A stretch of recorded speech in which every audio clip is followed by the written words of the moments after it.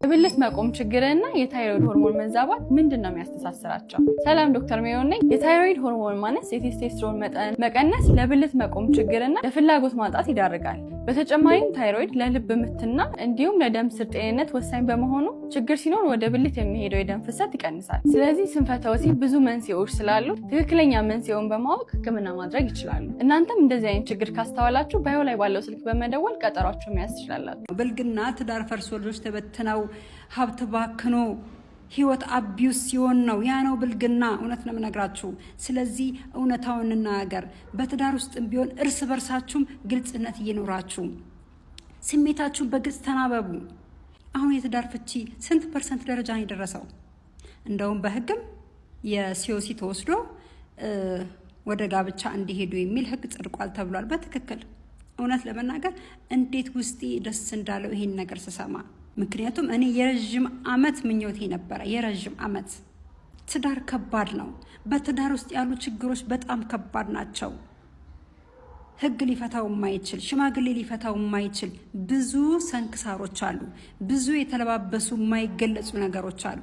የትዳር መሰረቱ ይሄ አይደለም ምናምን የሚል ብልግና ነው ምናምን ምንድነው የሚባለው? ሆድ ሲያቅ ዶሮ ማታ።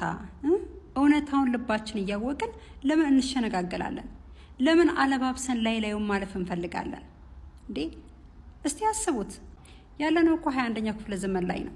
ስለዚህ ያለውን ነገር ግልጽ ተነጋግረን ተራርመን ተማምረን ልናልፍ ነው የሚገባው።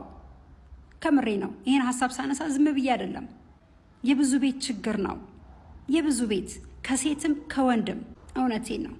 ለሴክሹዋል ላይፋችሁ አሁንም ቢሆን ትልቅ ቦታ ስጡት። ስንፈተ ወሲብም ያነሳችሁ አላችሁ። ስንፈተ ወሲብም ካለ የማይፈታ ችግር የለም። አንድ እውነት ስነግራችሁ በሃይማኖትም በየትኛውም ብትሄዱ በትዳር ውስጥ ያለን ነገር አለባብሱ አይልም። ይሄ እኮ እግዚአብሔር ለሰው ልጆች የተሰጠው ትልቁ የደስታ ጸጋ ነው። ይሄ ደግሞ በትዳር ውስጥ ነው። በትዳር ውስጥ ደግሞ ኩነኔ የለው፣ ኃጢአት የለው። ስለዚህ ለዚህ ደግሞ በግልጽ ተነጋግራችሁ ችግር የባሰ ካለ ደግሞ ወደ ባለሙያ የስነ ልቦና ባለሙያዎች አሉ፣ የትዳር የፍቅር ባለሙያዎች አሉ፣ አማካሪዎች አሉ። እንደው የባሰ ሲሆን ስንፈተ ወሲብ የሚያነሳችሁ አላችሁ እንዴ? ባለሙያ ጋርም ሄዶ እኮ ራስን ለማስፈተሽ እናንተ ስታምኑት ነው። ድክመታችሁን ስታምኑት መፈወስ ይችላለሁ፣ መዳን ይችላለሁ። የማይፈታ ችግር የለም። ሁሉም ነገር ጭንቅላታችን ላይ ነው።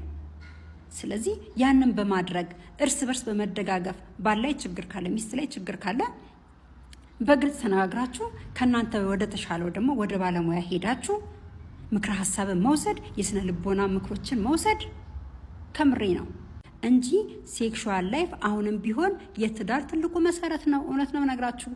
በዛም ማትግባቡ ከሆነ ጨው ወደለ በርበሬ ያነሰ ነው። በቃ እውነቴን ነው። ሽማግሌ መጣ ማን መጣ እጅ መቀሳሳት ትርጉም የለውም። የየራሳችንን ድርሻ ተወጥተን ቤታችንን ትዳራችንን ሰላም እናድርግ። በተረፈ ወዳቸዋለሁ። ፍቅር፣ ሰላም የተሞላበት መልካም ትዳር እንዲሆንላችሁ ከልቤ እመኝላችኋለሁ። ባለ ትዳርና የአንድ ልጅ እናት ነኝ። ወደ ስደት ከመጣሁኝ 1 አመት ሆኖኛል። 1 አመት ሙሉ ግን እንቅልፍ አልወሰደኝም። እንቅልፍ እምቢ እያለኝ ነው። ከምተኛበት ጊዜ የማልተኛበት ጊዜ ይበልጣል። ሀገር እያለሁኝ እንቅልፍ እምቢ ሲለኝ ከባለቤቴ ጋር ግንኙነት በምናደርግበት ሰዓት እንቅልፍ ጭልጥ አድርጎ ይወስደኛል። አሁን ግን እንቅልፍ እምቢ ብሎኛል። በጣም እየተቸገርኩኝ ነው። እባካችሁ ምን ተማክሩኛላችሁ? በጣም ከብዶኛል ያለች ነው ማለት ነው። እና ማን ነው ያልከበደው? ሁሉም እኮ ይከብደዋል። ግን ችሎት ነው ዋጥ ታደርጊዋለሽ። ገባሽ? እና የእንቅልፍ ኪኒኒ ከሆነ ምንም ማድረግ አይቻልም። አሁን ደግሞ ስደት ነው ያለሽው። እንደዛ ከሆነ መምጣት አልነበረብሽም። ምንም አማራጭ የለም። አርፈሽ እቅፍ አድርገሽ ራስሽን ጥርጥር አድርገሽ ስሜትሽን ተቆጣጥረሽ ለጥ ነው ማለት ያለብሽ። በእምነትሽ መክፈት ያለብሽ ነገር በስልክሽ መዝሙር ሊሆን ይችላል፣ ስብከት ሊሆን ይችላል፣ ሙስሊም ከሆንሽ ቁርአን ሊሆን ይችላል። በእምነትሽ ፕሮቴስታንትም ከሆንሽ ጸሎት ምንም ከፍተሽ ያንን እየሰማሽ እንቅልፍ ይዞሽ እንዲሄድ ማድረግ ነው እንጂ ሌላ ምንም አይነት መፍትሄ አሁን እዚህ ጋር ልንሰጥሽ አንችልም። እና ያላችሁን ሀሳብ አስተያየት አስቀምጡላት። ያው ሁሉም ችሎት ነው አፍኖ ነው የሚቀመጠው። አፍነሽ ተቀመጪ። የ22 ዓመት ወጣት ነበረች። እንዳረገዘች ጠረጥርና በወቅቱ ፍቅረኛ ወደ ነበረው ሰው ሄዳ ማርገዟን እንደጠረጠረች ትነግረዋለች። እሱም እንዳረገዝሽ ከጠረጠርሽ በጊዜ አስወርጁ ይላታል። ልቧ ተሰብሮ ወደ ቤቷ ትሄዳለች። ሁኔታዋን ያየው ወንድሟ አርግዛ ይሆናል ብሎ በመጠርጠር ክሊኒክ ይዟት ትሄዳል። ነገር ግን በሕክምና ማስረጃ እርጉዝ እንደሆነች አልተረጋገጠም። በወቅቱ የ2 ወር ከ15 ቀን እርጉዝ ነበረች። ወደ ፍቅረኛዋ ትመለስና እርጉዝ እንዳልሆነችና ነገር ግን እሷ የእርግዝና ስሜት እየተሰማት እንደሆነ ትነግረዋለች። እሱም በድጋሚ ያላትን ነገር ይነግራትና ልቧ ተሰብሮ ወደ ቤቷ ትሄዳለች። በድጋሚ ወደ ክሊኒክ ትሄድና ምርመራውን ታደርጋለች። የዛኔ ግን እርጉዝ እንደሆነች በምርመራዎቹ ይረጋገጣል። በወቅቱ የ4 ወር ከ15 ቀን እርጉዝ ነበረች። ስለዚህ ልጁን ማስወረድ አልተቻለም ነበር። ልቧ የተሰበረው ወጣት ከተወለደችበት ካደገችበት ከተማ ወደ አዳማ ትሄዳለች።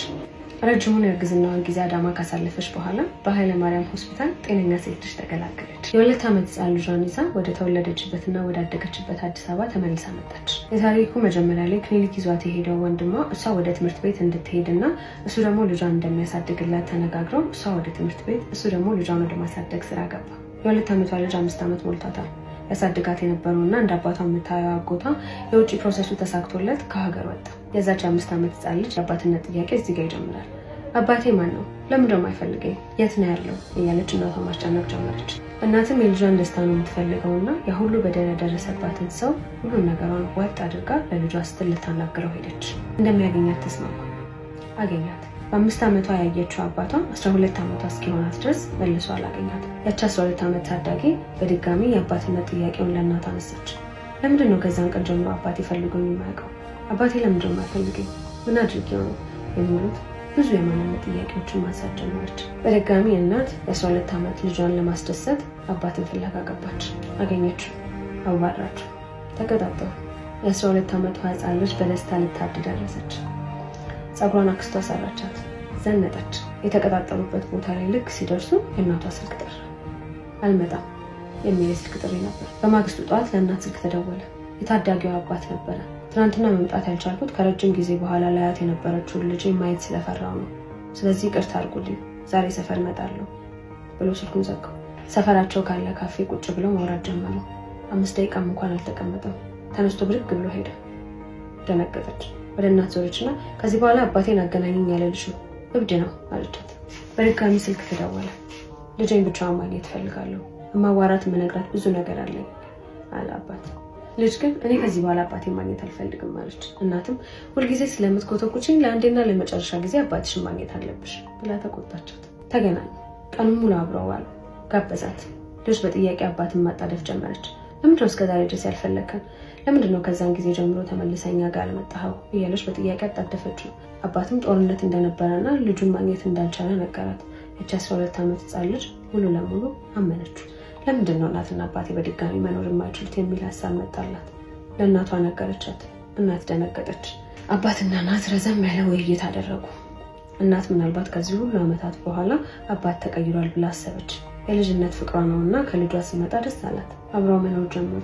ከተወለደችበት ካደገችበት ከእናትና ከአባቷ ቤት ለመጀመሪያ ጊዜ ለብቻዋ ተከራይታ 2 ልጆቿን ይዛ ወጣች። ሁልጊዜ የምታስበውን ቤተሰብ አግኝታለች። በማግስቱ ከእንቅልፏ ስትነሳ እናቷ አልጋ ላይ ቁጭ ብላ እያለቀሰች ነው። ምን እንደሆነች እናቷን ጠየቀቻት። አባቷ በድጋሚ ጥላት እንዳይነ ነገረቻት። ይሄድ ተይዋ፣ የራሱ ጉዳይ ነው። ያቺ 12 ዓመት ህፃን ልጅ በዛች በ12 ዓመት እድሜዋ እናቷን ማጽናናቷ ነበር። ተመልሶ መጣ። ነገሮች በዛች በ12 ዓመት ልጅ ጭንቅላት ውስጥ እንደነበረውም ሆነ በእናቷ ጭንቅላት ውስጥ እንደነበረው አልሄዱም። ምግብ ይቸግራቸው ጀመር። ቀስ በቀስ እቃቸውን እያወጡ መሸጥ ጀመሩ።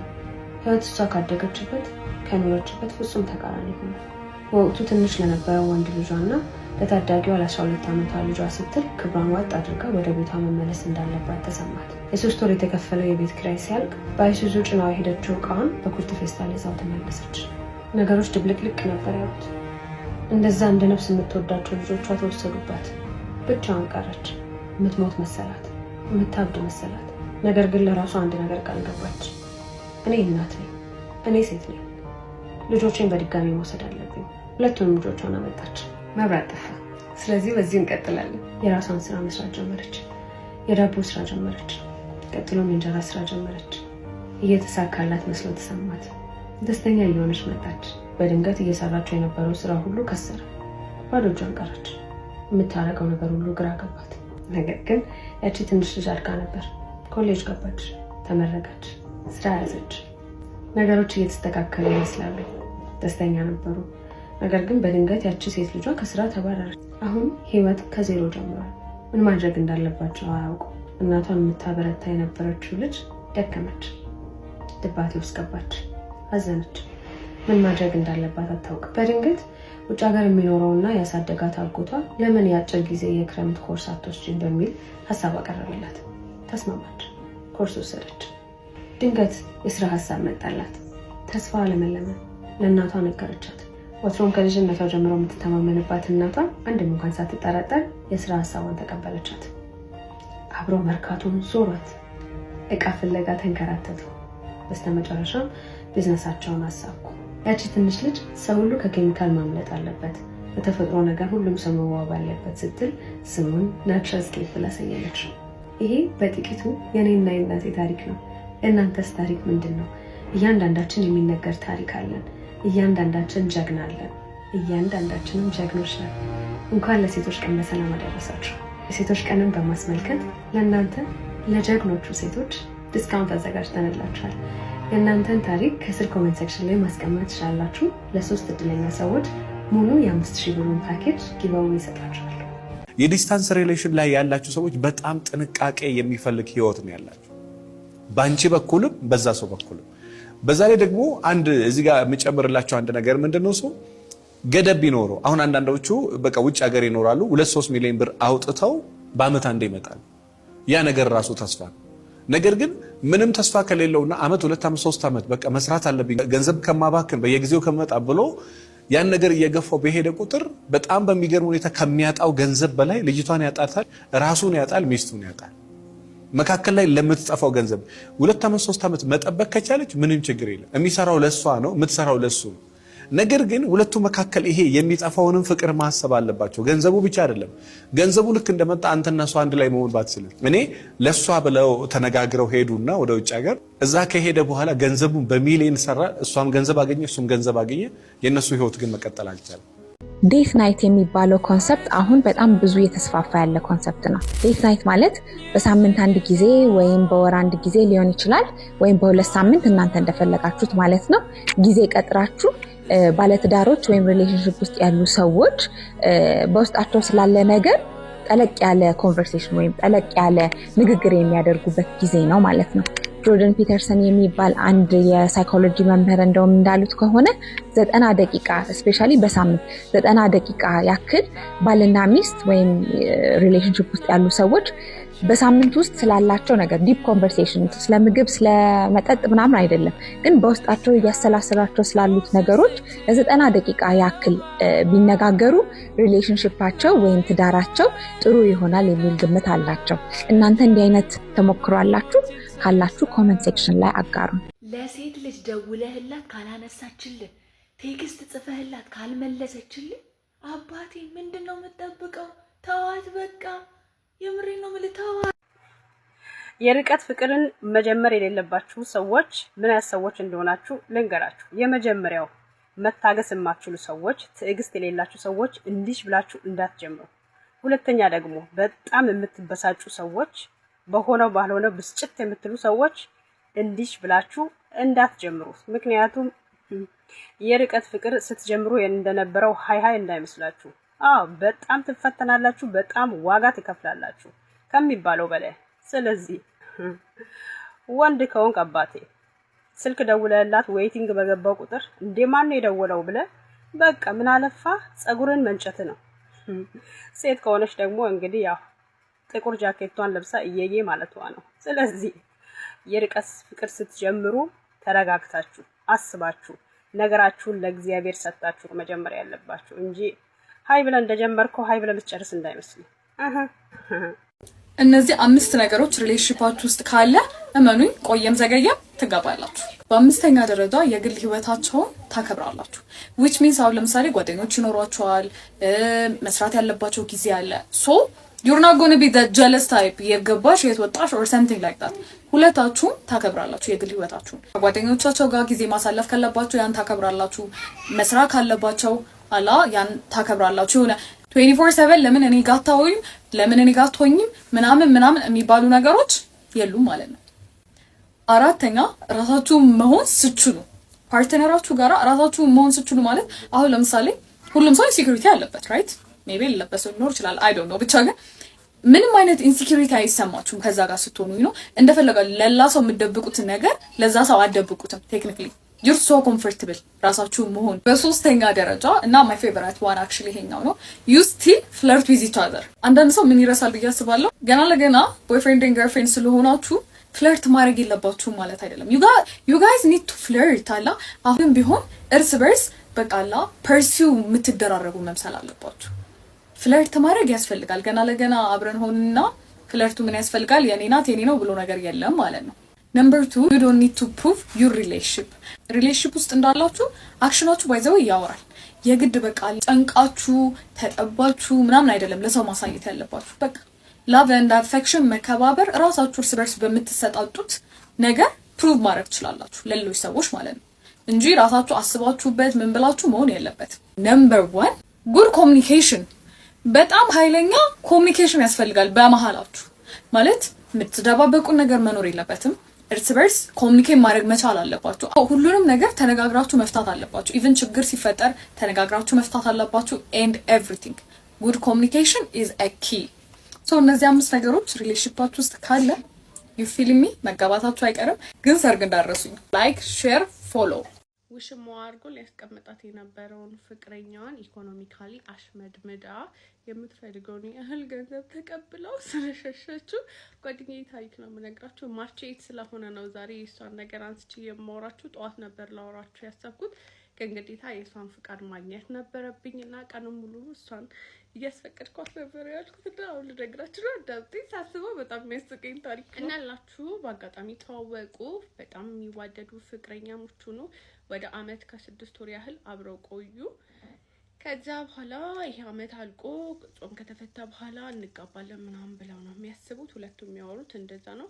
ግን እሷ በመሃል በጣም የሆነ ጥርጣሬ በጣም ተጠራጣሪ ልጅ ናት። በነገራችን ላይ እሷ በጣም በቃ ጎበዝ ናት። እኔ በመጠራጠሯ ራሷን አስመልጣለችና በጣም ተጠራጣሪ ጎበዝ ልጅ ናት እና 3 ነገሮችን አየችበት። ጓደኞቹ 2 አይነት ጓደኛ ነው ያለው። እሷ የምታውቃቸው ጓደኞች አሉት፣ ሌላ ደግሞ እሷ የማታውቃቸው በጣም ቤስት ፍሬንዶች አሉት እና ይሄንን በሆነ አጋጣሚ ደረሰችበት። ሁለተኛ ነገር ስልክ አለው፣ ሚስጥራዊ ስልክ። እሷን የሚያገኛት ከሌሎች ሰዎች ጋር በእሷ ዙሪያ የሚያውቃቸውን ሰዎች የሚደዋወሉበት ቁጥር ሌላ ነው፣ ሌላ ደግሞ የሆነ ቁጥር አለው እና እሷ የሚያገኛት ቁጥር ማታ ከሆነ ሰዓት በኋላ አይነሳም ወይ ዝግ ነው። ያኛው ስልክ ግን ክፍት ነው ሁሌ ማለት ነውና ይሄንን ነገር በቃ በቆይታ ብዛት ምናምን ተጠራጣሪ ስለሆነችም ልጅቷ አገኘችበት ማለት ነው። ሶስተኛ ነገር ደግሞ ያገኘችበት እንጋባለን ይባባላሉ፣ ግን ቤተሰብ የትኛውንም የቤተሰብ አካል አስተዋውቃት መፈልፈል ጀመረች። ከ6 ወራት ፍልፈላ በኋላ አወቀች ባለትዳር ነው እና የልጆች አባት ነው። እንደማንኛውም ሴት ማልቀስ አይደለም የፈለገችው መበቀልን የፈለገችው። እሱ ምንም ዳይት ያለብኝ ባለቅስም ገንዘብ ይዤ ነው ማልቀስ የለብኝ ወደሚለው ነገር ደረሰች። ለባለቤቱ ለልጆቹ መናገር አልፈለገችም፣ ዝም አለች። ከዛን መበቀል ጀመረች በገንዘብ ማለት ነው። በሰበብ አስባብ ጸጥ ብላ ገንዘቦችን ትቀበላለች። ከሱ የምትቀበለውን ገንዘብ ለብቻ ታስቀምጣ እና አዲስ አበባ ነው የምትኖረው እና ነጋዴ ናት። ዱባይ ምናምን ትሄዳለች፣ እቃ ታመጣለች ማለት ነው ለሱቋ። እና የሆነ ጊዜ እንትን የባንክ ስቴትመንት ያስፈልጋቸዋል ዱባይ ስትሄዱ አይደለ? እና የሆነ ያህል ገንዘብ አካውንታችሁ ውስጥ እንትን ማለት አለበት፣ 1-2 ቀን መቆየት አለበት እና 5 ሚሊዮን መቆየት አለበት አለች። ከዛ 5 ሚሊዮን መቆየት አለበት። ያው ከዛ በፊትም 1 ሚሊዮን ምናምን እያደረ ምናምን ታወጣና ትሰጠዋለች፣ ወደ እሱ ትራንስፈር ታደርጋለችና እዚህኛው ላይ 5 ሚሊዮን እንትን ማለት አለበት ምናምን ነገር አለችው። እሺ አለ እሱም። ያው ከዛ በፊት የሚያደርጉት ነገር ስለነበረ ላከላት ማለት ነው። ከዛ ጸባዩን ቀየረች። በቃ አንዳንድ ነገሮችን በጣም መቀያየር ጀመረች። መጨረሻ ላይ በቃ እናቆባለች። ሼም ያዘው ገንዘቤን ብሎ እንዴት ይጠይቃት? ሼም ያዘው። በሚገርም ሁኔታ የተጣሉ ሰዓት እንደደረሰችበት ነው ሚስት ያለው ሚስትና ልጆች መኖሩ የተጣሉ ሰዓት እንደደረሰችበት አድርጋ ነው የነገረችው። ነው ምን ያድርግ አልጠየቃትም ገንዘቡን። እሷም ከ5 ቢሊዮን ብር በላይ ይዛ እያለቀሰች ተለያየችው ለችልና ሰባት በጣም ነው የምታስቀኝ። በጣም ያው የኔ በጣም የቅርብ ሰዎች ከሆናችሁ ማንነቷን ልታውቁት ትችላላችሁና ዘና በሉ። ሴት ልጅ በጣም ብላተኛ መሆኗን አትርሱ። እንኳን አደረሳችሁ። የሴቶች ይቅር አባባል ማትስ ፓርት 1 የሚያስጠላው እውነት ልታስወሩኝ ነው። ውሸት ከዋሻት 4 5 ይቅር ልትልህ ትችላለች። ፊት ለፊት ካለቀስክ ግን መቼም ነው ይቅር ማትልህ። ቺት ብታደርግባት ወይም ብትማግጥባት ይቅር ልትልህ ትችላለች። ብዙ ሰው ቺት ተደራርጎ አብሮ ይመለሳል። ግን ጥሩ ሰው ስትሆን ይቅር አትልም። ነገር እንዲደረግለት ብቻ የሚያደርግ ጥሩ ሰው አለ አይደለ? እንደዚህ አይነት ሰው መሆንን ካወቀች መቼም ነው ይቅር ማትልህ። ልቧ ውስጥም ቦታ አይኖርህም።